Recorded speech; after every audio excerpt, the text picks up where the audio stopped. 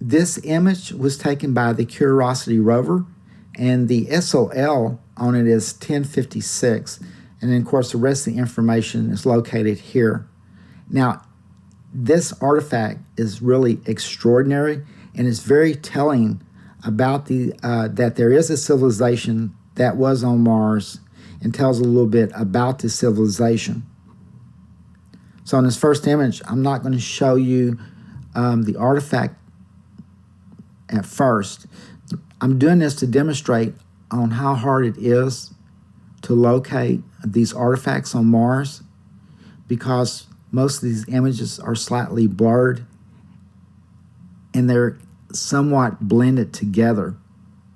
And because there's such a heavy debris field from a previous civilization, everything kind of blends in together.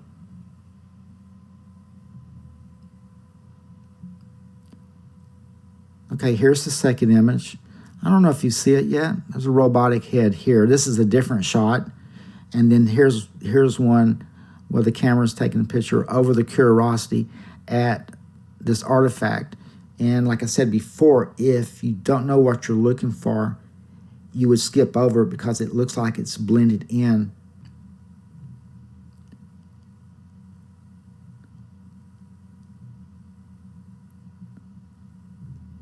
Okay, you can see it again.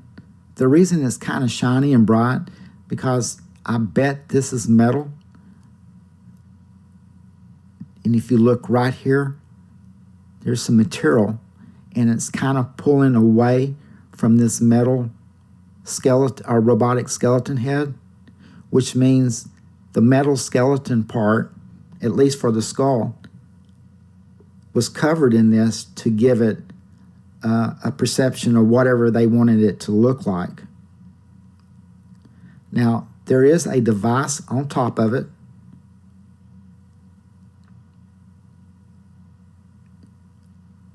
That's a lot clearer. Right here you can see the shadow and you can see where it's pulling away. Look right here, there's something attached to it, and then there's two openings. And since I think that it was stationary, that it may be the control device for the eyes and for the voice. And if you look, the debris field kind of spreads out like a flower through here. So whatever this was, it collapsed, and there's no skeleton body that I can see. So it looks like it's just the head, and that there never was a skeleton body, which means this stood alone by itself. Here's a metal fastener that comes down. That was part, or I bet was part of the structure that this skeleton head was sitting on. It would be really interesting to see what this actually looked like when it was encased in this material. And then I did a color enhancement, and then you can see the debris around it. And the purpose of this is not that great, but you can see this device that was attached to it here, and it shows the metal part with a little bit more detail. Now we're going to go to the moon, and this is what was found in Shorty's crater some years back. And it was a robotic head too. Now the area in Shorty's crater was open where you can see everything, and this robotic head was by itself. And I think that this robotic head was stationary too. If you look right up here, there's some type of motor that's kind of pulled out, but it looks like there was a motor implanted in here, and maybe it was the movement for the head. I don't know, but it had something to do with this robotic head, maybe to operate the mouth. The eyes are hexagon, and they're not rectangular.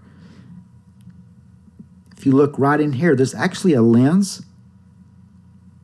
or an iris part of this where the cameras are at.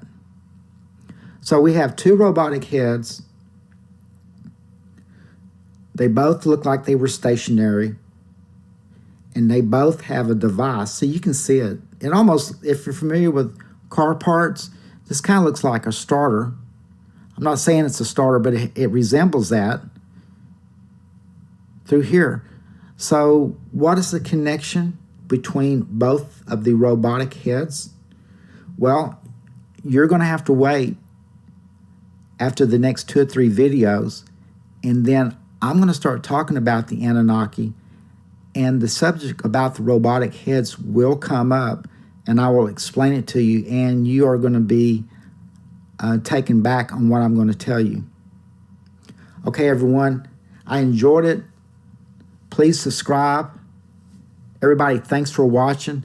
This is Tony with Earth Files, Earth History, signing out.